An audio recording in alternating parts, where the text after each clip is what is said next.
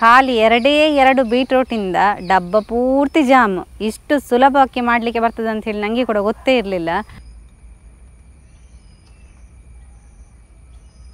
Friends, jam ಅಂತ ಹೇಳಿದರೆ ಯಾರಿಗೆ ಇಷ್ಟ ಇಲ್ಲ ಹೇಳಿ?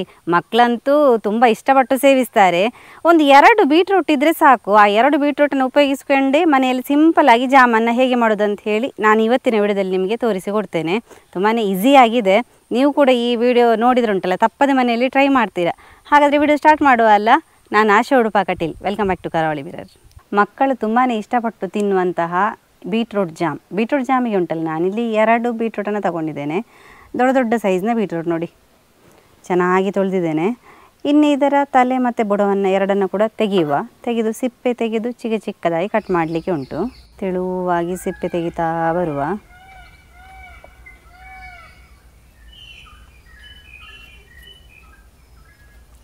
ಫ್ರೆಶ್ ಬೀಟ್ರೂಟ್ ನೋಡಿ. ಮನೆಯಲ್ಲೇ ಈ ಜಾಮೆಲ್ಲ ಮಾಡಿದರೆ ಉಂಟಲ್ಲ, ಸ್ವಲ್ಪ ಹೆಲ್ದಿಯಾಗಿರ್ತದೆ, ಚೆನ್ನಾಗಿರ್ತದೆ. ಮತ್ತು ಬೀಟ್ರೂಟಿದ್ದು ಕಲರೆಲ್ಲ ತುಂಬ ರೆಡ್ಡಾಗಿ ಜಾಮ್ ಕೂಡ ನೋಡಲಿಕ್ಕೆ ಖುಷಿ ಅನ್ನಿಸ್ತದೆ. ಮಕ್ಕಳೆಲ್ಲ ತುಂಬ ಇಷ್ಟಪಟ್ಟು ಸೇವಿಸ್ತಾರೆ. ಕ್ವಾಂಟಿಟಿ ಜಾಸ್ತಿ ಬೇಕಿದ್ದರೆ ನೀವು ಸ್ವಲ್ಪ ಜಾಸ್ತಿ ಬೀಟ್ರೂಟ್ನ ತಗೊಂಡು ಮಾಡ್ಕೋಬೋದು. ನೋಡಿ, ಸಿಪ್ಪೆ ಫುಲ್ ತೆಗೆದಾಯಿತು.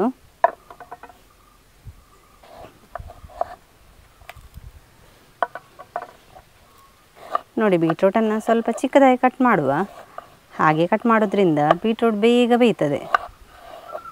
ನಾರ್ಮಲ್ಲಾಗಿ ನಾವು ಈ ಪದಾರ್ಥ ಸಾಂಬಾರೆಲ್ಲ ಮಾಡುವಾಗ ಯಾವ ರೀತಿ ಬೀಟ್ರೂಟನ್ನು ಕಟ್ ಮಾಡ್ತೇವೆ ಅದೇ ರೀತಿ ಕಟ್ ಮಾಡಿಕೊಂಡ್ರೆ ಆಯಿತು. ನೋಡಿ, ಈ ಹದದಲ್ಲಿ ಸಿಕ್ಕಿದರೆ ಸಾಕು. ಒಂದು 1/4 ಪಾತ್ರದಷ್ಟು ನೀರಿಡುವ. ಅದಕ್ಕೆ ನಾವು ಕಟ್ ಮಾಡಿದ ಬೀಟ್ರೂಟನ್ನು ಹಾಕಿ ಒಂದು 5ರಿಂದ 10 ನಿಮಿಷ ಬೇಯಿಸುವ. ತುಂಬ ನೀರಿಡೋದು ಬೇಡ, ಬೇಯಲಿಕ್ಕೆ ಬೇಕಾಗಿ ಮಾತ್ರ ನೀರಿಟ್ಟರೆ ಸಾಕು.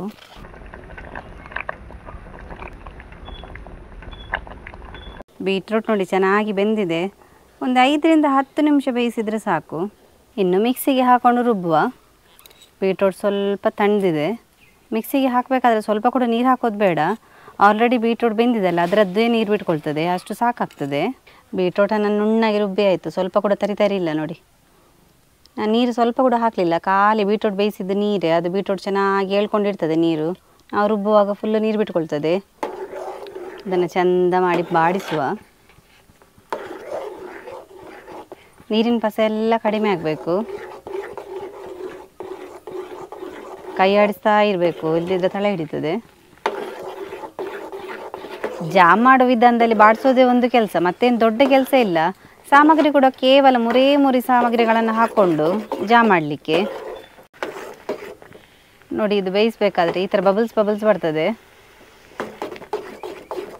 ಈ ಥರ ಬಬಲ್ಸ್ ಬರ್ತಾ ಇರಬೇಕಾದ್ರೆ ನಾವು ಇದಕ್ಕೆ ಸ್ವೀಟಿಗೆ ಬೇಕಾಗಿ ಬೆಲ್ಲವನ್ನು ಹಾಕಬೇಕು. ನಾನಿಲ್ಲೊಂದು ಅರ್ಧ ಕಪ್ ಆಗುವಷ್ಟು ಬೆಲ್ಲವನ್ನು ಹಾಕ್ಕೊಳ್ತೇನೆ. ಬೆಲ್ಲವನ್ನು ಚೆನ್ನಾಗಿ ಪುಡಿ ಮಾಡಿ ಇಟ್ಟಿದ್ದೆ ನೋಡಿ, ಅದನ್ನು ಇವಾಗ ಹಾಕ್ಕೊಳ್ತೇನೆ. ಪುಡಿ ಮಾಡಿದ ಬೆಲ್ಲ ಬೇಗ ನೀರಾಗ್ತದೆ, ಆ ಉದ್ದೇಶಕ್ಕೆ ನಾನು ಇದನ್ನು ಪುಡಿ ಮಾಡಿಟ್ಕೊಂಡಿದ್ದೆ. ನೋಡಿ, ನಾವು ಹಾಕಿದ ಬೆಲ್ಲ ಒಳ್ಳೆ ನೀರಾಗಬೇಕು. ಅದಕ್ಕೆ ಈ ಥರ ಕೈ ಆಡಿಸ್ತಾ ಇರಬೇಕು. ನೋಡಿ, ನಾವು ಈ ಥರ ಜಾಮ್ ಹದಕ್ಕೆ ತಂದು ತುಂಬ ಟೈಮ್ ಪ್ರಿಸರ್ವ್ ಮಾಡಲಿಕ್ಕೆ ಆಗೋದಿಲ್ಲ.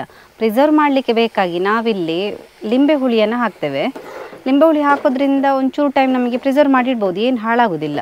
ನೋಡಿ, ನಮ್ಮ ಜಾಮ್ನ ಹದ ಸರಿಯಾಗಿದೆ. ಇಷ್ಟಾದರೆ ಸಾಕು. ನೋಡಿ, ಹೀಗೆ ಹಾಕಬೇಕಾದ್ರೆ ಈ ಥರ ಬೀಳಬೇಕು, ಫುಲ್ ನೀರಾಗಿ ಬೀಳಬಾರ್ದು. ನೋಡಿ, ಈ ಥರ ಆದರೆ ನಮ್ಮ ಜಾಮ್ ರೆಡಿ ಆಯ್ತು ಅಂತ ಹೇಳಿ ಅರ್ಥ. ನೋಡಿ, ತಳ ಎಲ್ಲ ಬಿಟ್ಟು ಬರ್ತದೆ. ಜಾಮ್ ರೆಡಿಯಾಗಿದೆ ಇಲ್ವಾ ಅಂಥೇಳಿ ಒಂದು ಪ್ಲೇಟಿಗೆ ಹಾಕಿ ನೋಡುವ. ನೋಡಿ, ಈ ಥರ ಹಾಕಿದ ಮೇಲೆ ಇದು ಸ್ವಲ್ಪ ಈ ಥರ ಪ್ಲೇಟನ್ನು ಕೆಳಗೆ ಮಾಡಿದರೆ ನೀರು ಥರ ಹರ್ಕೊಂಡು ಹೋದರೆ ಜಾಮ್ ರೆಡಿ ಆಗಲಿಲ್ಲ ಅಂಥೇಳಿ ಅರ್ಥ. ನೋಡಿ, ಇದು ತುಂಬ ಸ್ಲೋ ಆಗಿ ಕೆಳಗೆ ಜಾರ್ತಾ ಉಂಟು. ನೋಡಿ, ಟೆಕ್ಸ್ಚರ್ ಈ ರೀತಿ ಬರಬೇಕು, ಸ್ವಲ್ಪ ಕೂಡ ತಟ್ಟೆಗೆ ಹಿಡಿತಾ ಇಲ್ಲ. ಜಾಮ್ನ ಮೇಲುಗಡೆ ಲಿಂಬೆ ರಸ ಹಾಕ್ಕೊಳ್ಳುವ. ಲಿಂಬೆ ರಸ ಹಾಕಿದ ನಂತರ ಮತ್ತೆ ಬೇಯಿಸಲಿಕ್ಕಿಲ್ಲ, ಅದಕ್ಕೋಸ್ಕರ ನಾನು ಲಿಂಬೆ ರಸವನ್ನು ಫೈನಲ್ ಆಗಿ ಹಾಕ್ಕೊಳ್ತಾ ಇದ್ದೇನೆ.